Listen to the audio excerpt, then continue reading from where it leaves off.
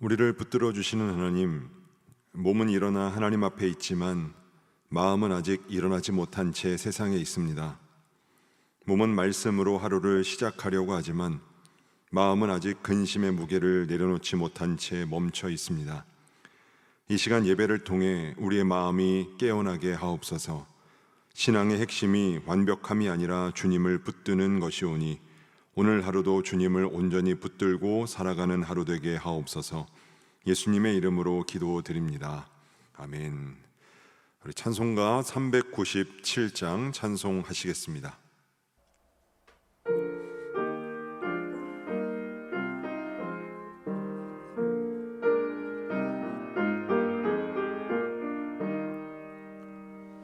주 사랑 안에 살면 두려움 없으며 그 사랑 변함없어 늘 마음 편하다. 저 폭풍 몰아쳐서 내 마음 떨려도 주 나의 곁에 계셔 겁낼 것 없어라. 주 나의 목자시니 부족함 없으며 인도하는 대로 늘 따라가리라. 그 지혜 나를 깨쳐 내 앞길 밝히니 나 주의 길을 따라 주 함께 살리라.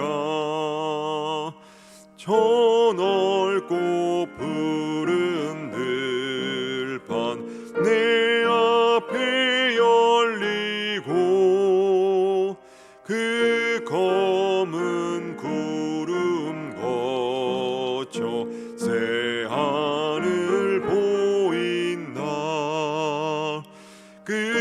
끝없는 나의 소망 저환한 생명길 참 보배 되신 주님 늘 함께 하소서.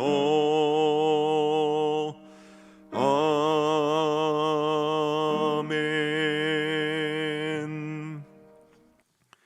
오늘 우리에게 주신 하나님 말씀은 룻기 2장 1절에서 7절입니다. 구약성경 403면 생명의 삶은 38에서 39면에 있습니다. 이제 하나님의 말씀을 봉독합니다. 나오미의 남편 엘리멜렉의 친족으로 유력한 자가 있으니 그의 이름은 보아스더라.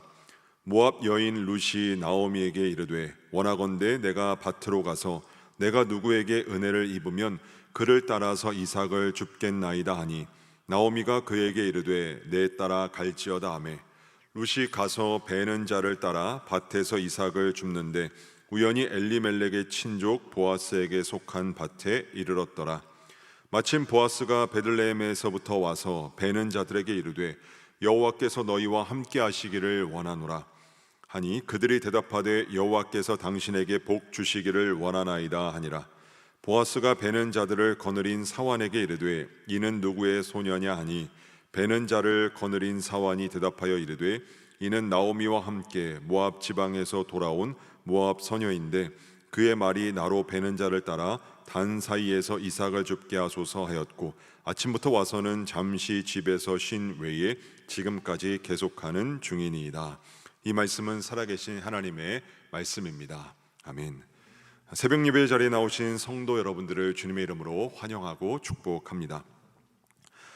룻기 1장의 서두는 비극적인 배경으로 시작합니다. 아무리 눈 씻고 찾아보아도 희망이라고는 찾아볼 수 없는 절망적인 상황이라고 할 수 있습니다. 나오미는 10년을 모압에 거주하면서 남편과 두 아들을 잃었습니다. 살기 위해 간 곳이 죽음의 땅이 된 것입니다. 인생의 밑바닥까지 내려가게 되었습니다. 이제 나오미와 며느리들은 이 나오미의 고향으로 돌아가려고 합니다. 세 여성이 길을 떠납니다. 그런데 얼마 가지 않아 나오미가 길을 멈추더니 두 며느리에게 각각 본인의 집으로, 자기 집으로 돌아가라 권합니다. 모압에 남아서 새로운 삶을 살아가라고 권유한 것입니다. 모압에서 이방인으로 살아왔던 이 나오미는 타향살이의 힘든 그 삶을 며느리들에게 물려주고 싶지 않았던 것 같습니다. 오르바는 남았고 룻은 시어머니 나오미를 따라 베들레헴으로 돌아갑니다. 나오미와 룻만 모압에서 베들레헴으로 돌아옵니다. 이 상실의 귀향이었습니다. 이 장에서의 룻의 이 행동을 보면 이들은 빈손으로 돌아오게 된 것 같습니다. 한 뼘의 땅도 없었습니다. 현실 앞에 덩그러니 놓이게 되었습니다. 이때 며느리였던 룻은 가만히 있질 않았습니다. 마냥 앉아서 기다리지 않았습니다. 룻은 자신과 시어머니 나오미에게 필요한 양식을 구하기 위해서 밖으로 나갑니다. 2절 말씀입니다. 모압 여인 룻이 나오미에게 이르되 원하건대 내가 밭으로 가서 내가 누구에게 은혜를 입으면 그를 따라서 이삭을 줍겠나이다 하니 나오미가 그에게 이르되 내 따라 갈지어다 하매. 지금 베들레헴은 보리 추수를 시작할 때였습니다. 룻은 다른 사람의 밭에 가서 이삭을 주우려 합니다. 다른 사람의 밭에 가서 이 추수 때 떨어지는 이삭을 주우려 하였습니다. 그래야 이 둘이 먹고 살 수 있었기 때문입니다. 자, 여러분, 막막한 현실을 견뎌내려고 하는 이 룻의 행동을 보면서 어떠한 생각이 드십니까? 너무나 초라해 보이는 룻의 선택을 보면서 무슨 생각이 드십니까? 이때야말로 룻이 일하러 나가야 할 때가 아니라 하나님께서 이 나오미와 룻을 위해서 기적을 베풀어 주셔야 하는 때라는 생각이 들지 않으십니까? 이때야말로 모든 것을 잃어버리고 빈털터리가 된 여인들에게 기적이 일어나야 할 때라는 생각이 들지 않으십니까? 왜냐하면 나오미가 며느리들에게 모압으로 돌아가라고 권유할 때 룻은 어머니의 하나님이 나의 하나님이 될 것이라고 선언하기 때문입니다. 룻은 단순히 이 시어머니를 향한 의리를 지킨 것이 아니라 하나님 여호와를 섬기겠다는 신앙적인 결단을 내렸기 때문입니다. 이제 막 신앙을 가진 사람에게 일어나게 되는 기적은 믿음을 더욱더 확고하게 할 수 있기 때문입니다. 이는 또한 나오미를 향해서도 동일합니다. 나오미가 돌아온다는 소식을 베들레헴 사람들이 듣습니다. 그런데 이 돌아오게 된 나오미의 모습이 자신들이 예상했던 모습과는 그 예상을 빗나가는 것을 보게 됩니다. 사람들은 나오미를 보고 이 사람이 나오미라고? 라고 이야기하면서 수군거립니다. 여러 날을 며느리 룻과 함께 걸어왔기 때문에 이 나오미의 모습은 형편없었을 것입니다. 다시 돌아올 것이라고는 생각하지 못했는데 갑자기 초라한 모습으로 돌아오게 된 나오미를 마을 사람들이 보게 된 것입니다. 사람들은 그런 나오미를 보고 오랜만에 이 재회로 인한 연민과 기쁨, 그리고 이 조롱이 섞인 반응을 보입니다. 나오미가 나서서 자신의 처지를 그들에게 알립니다. 그러면서 자신을 향해서 더 이상 기쁨이라는 뜻의 나오미라고 부르지 말고 슬픈 혹은 쓴 의미를 담고 있는 마라라고 부르라고 이야기합니다. 풍족하게 모압으로 갔지만 남편과 두 아들, 모든 것을 잃어버린 나오미는 스스로 자신을 향해서 하나님으로부터 버림받았다라고 여겼습니다. 하나님이 벌하신 것이 아님에도 불구하고 빈손으로 돌아오게 된 것이 하나님을 자신을 치셨기 때문에 이와 같은 상황에 놓이게 되었다는 것입니다. 그러니 자신을 향해서 나오미라고 부르지 말라고 부탁을 합니다. 그런데 이 나오미가 사람들을 향해 뱉은 하나님께서 자신을 징벌하셨고 괴롭게 하셨다는 말을 잘 생각해 보면 여전히 하나님을 자신의 인생의 책임자라고 믿는 고백에서 나온 말이라는 것을 알 수 있습니다. 만약에 이 나오미가 진짜로 하나님을 버렸다면 하나님을 완전히 거부했을 것이며 이방에 있는, 특별히 모압에 있는 이방 신이나 다른 그 무엇을 붙들었을 것입니다. 그런데 나오미의 이 입에서 하나님이라는 말이 떠나질 않습니다. 나오미에게는 하나님의 주권을 인정하는 믿음이 있었습니다. 고난이 나오미의 삶을 흔들었지만 이 하나님을 향한 신뢰의 뿌리까지는 완전히 뽑지 못했습니다. 그렇다고 한다면 나오미에게도 있어서 역시 이때야말로 아직 하나님을 붙잡고 있는 나오미를 향해 하나님께서 기적을 베풀어 주셔야 하는 때가 아닌가라는 생각이 들 수 있습니다. 이때야말로 하나님께서 이 나오미와 룻을 향해서 기적을 베풀어 주신다면 이 나오미와 룻뿐만 아니라 동네의 사람들까지도 하나님의 능력을 확실하게 보여줄 수 있을 때가 아닐까라는 생각이 드는 순간입니다. 그런데 어떤 일도 일어나지 않습니다. 며느리였던 룻이 자신이 할 수 있는 일, 즉 이삭을 줍기 위해서 길을 나설 뿐이었습니다. 본문을 통해서 우리에게 들려주시고자 하시는 하나님의 메시지가 있습니다. 하나님의 기적은 하늘에서 갑자기 뚝 떨어지기도 하지만 우리가 할 수 있는 가장 작은 일에서부터 시작된다라는 말씀입니다. 여러분, 지금 룻이 해야 하는 일을 보십시오. 결코 낭만적인 일이 아니었습니다. 아침부터 부지런히 이삭을 줍기 위해서 움직여야 했습니다. 뜨거운 태양 아래 룻의 이마에는 땀방울이 맺힙니다. 허리를 굽혀야 겨우 한 끼를 해결할 수 있는 노동을 해야 했습니다. 힘들었지만 룻은 막연한 동정이나 기적을 바라지 않고 이삭을 주워 담습니다. 그런데 이 일을 통해서 어떤 일이 일어나게 되었습니까? 이삭 줍기를 통해서 기업물을 짜였던 이 보아스와의 만남이 이어집니다. 3절 말씀입니다. 룻이 가서 베는 자를 따라 밭에서 이삭을 줍는데 우연히 엘리멜렉의 친족 보아스에게 속한 밭에 이르렀더라. 룻이 이삭 줍기를 통해서 보아스와 연결되었고 결국 결혼까지 하게 되었습니다. 하나님은 하나님을 향해서 원망했던 이 나오미를 향해 하나님의 음성을 들려주지 않으셨습니다. 꿈으로 나타나거나 환상을 보여주지 않으셨습니다. 나오미의 이 상황을 하루아침에 역전시켜주지 않으셨습니다. 룻이 할 수 있는 일을 해야 했습니다. 이삭을 주어야 하는 일이라도 해야 했습니다. 그런데 오늘도 어제와 다를 바 없는 그 일상에서 자신이 해야 할 일을 할 때에 바로 거기에 예비하신 하나님의 햇새들을 경험할 수 있게 되었습니다. 비극적인 삶이 우리에게 주는 해로움은 우리의 삶을 마비시킨다는 데 있습니다. 아무것도 하지 못한 채 멍하니 시간을 보내게 만듭니다. 모든 시간을 허비하게 만들고 행동을 마비시키고 두 손을 놓게 만듭니다. 그래서 다시 일어설 수 있는 기회를 놓칩니다. 비극이 올 때에, 비극적인 삶에 우리가 놓이게 될 때에 우리가 해야 할 것은 엄청난 일이 아닙니다. 대단한 일이 아닙니다. 룻처럼 이 상황에서 내가 할 수 있는 일이 무엇인지 찾아야 하고 그 일을 해야 합니다. 변하지 않는 답답한 현실 속에서 할 수 있는 구체적이고 작은 일을 시작해야 합니다. 요셉은 이러한 점에서 강했습니다. 채소곳의 삶에서 노예로, 그리고 노예의 삶에서 죄수로 전락했습니다. 그런데 자신의 위치에서 해야 하는 일을 합니다. 노예일 때는 노예로서 할 일을 하고 죄수일 때는 죄수로서 할 일을 합니다. 하나님의 주권을 인정하고 그 안에서 자신이 해야 할 일들을 성실하게 감당합니다. 나오미와 룻과 같은 현실에 놓여 있으십니까? 룻처럼 자신이 할 수 있는 일을, 특별히 지극히 작은 일을 발견하고 할 수 있어야 합니다. 할 수 있는 일을 하는 것에서부터 그 어려움의 그 실타래를 풀어나갈 수 있어야 합니다. 기도하는 것도 물론 중요합니다.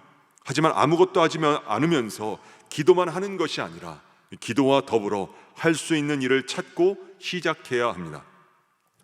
나오미와 룻의 인생에는 기적 이야기가 보이지 않습니다. 하나님께서 광야 생활을 해야 했던 이스라엘 백성들을 먹이셨던 것처럼 40년간 만나와 메추라기를 내리셨다는 기적이 없습니다. 누구보다 앞으로 살아갈 길이 막막해 보이는 이 여인들에게 사르밧 과부처럼 끊이지 아니했던 가루와 기름을 주셨다는 이야기도 없습니다. 그저 남의 밭에 가서 이삭을 주운 일밖에는 없습니다. 그런데 이 일을 통해서 기적이 시작됩니다. 사랑하는 여러분, 밭에 나가 이삭을 주었던 룻과 같이 이 답답한 현실에 놓일 때 멍하니 있는 것이 아니라 자신이 할 수 있는 일부터 해야 합니다. 문제가 너무 크게 느껴질 때 한 번에 내가 이 모든 문제를 해결하려 하지 말고, 거대한 일, 굉장한 일을 하려 하지 말고 지금 할 수 있는 일부터 시작해야 합니다. 그 일을 통해서 일어설 수 있기 때문입니다. 다음으로 살펴보려고 하는 것은 하나님께서 일하고 계신다는 것입니다. 룻은 인생에서 가장 힘든 시기를 보내고 있습니다. 남편을 잃었고 다른 동네로 이주합니다. 아는 사람도 없었습니다. 미래는 불투명합니다. 그런데 룻은 자신의 이 비참한 인생 앞에서 주저앉질 않습니다. 부정적인 생각을 가지고 한숨만 쉬고 있질 않습니다. 열심히 일을 합니다. 본문 7절 말씀입니다. 그의 말이 나로 베는 자를 따라 단 사이에서 이삭을 줍게 하소서 하였고 아침부터 와서는 잠시 집에서 쉰 외에 지금까지 계속하는 중이니이다. 자, 이렇게 일하고 있는 룻을 누군가는 보고 있었습니다. 본문 4절과 5절입니다. 마침 보아스가 베들레헴에서부터 와서 베는 자들에게 이르되 여호와께서 너희와 함께 하시기를 원하노라 하니 그들이 대답하되 여호와께서 당신에게 복 주시기를 원하나이다 하니라. 보아스가 베는 자들을 거느린 사환에게 이르되 이는 누구의 소녀냐 하니, 룻은 몰랐지만 이 밭의 주인인 보아스가 보고 있었습니다. 살다 보면 아무도 자신을 알아주는 사람이 없다는 생각이 들 때가 있습니다. 힘든 나를 아무도 주목하지 않는 것 같다는 생각이 들 때가 있습니다. 지독한 외로움에 빠질 때가 있습니다. 그런데 이 본문 말씀을 보면 보아스와 룻 외에 보이지 않는 한 분이 등장합니다. 바로 하나님입니다. 사람이 한 것처럼 보이지만 하나님이 보아스를 준비해 두셨습니다. 하나님께서 보아스로 하여금 룻을 보게 하신 것입니다. 결국 룻은 이 밭에서 일하던 사람에서 결국 그 밭의 주인이 됩니다. 이렇듯 하나님께서 룻을 위해 보아스를 움직이셨던 것처럼 하나님께서 누군가로 하여금 여러분의 과거의 모습이 기억나게 하실 때가 있습니다. 또는 여러분의 지금의 모습을 보게 하실 때도 있습니다. 사람이 한 것처럼 보이지만 하나님께서 일하고 계신 것입니다. 사랑하는 여러분, 여러분은 버려진 존재가 아니라 하나님께서 주목하시는 존재입니다. 아무도 여러분을 알아주는 사람이 없는 것 같아도 하나님께서는 여러분을 보고 계십니다. 그저 지켜보시는 데서 그치지 아니하고 사람을 보내주시고 무너진 그 자리에서 다시 일으켜 세워주십니다. 때문에 어려움의 순간에 우리가 바라보아야 할 것은 내가 아니라 나를 주목하시는 하나님입니다. 말씀을 마무리하겠습니다. 막막한 현실의 어려움 중에도 무기력함에 빠지지 아니하고 여러분이 할 수 있는 행동 하나를 정하고 그 행동을 실천해 보실 수 있기를 바랍니다. 하나님의 기적은 이 작은 행동에서부터 시작됩니다.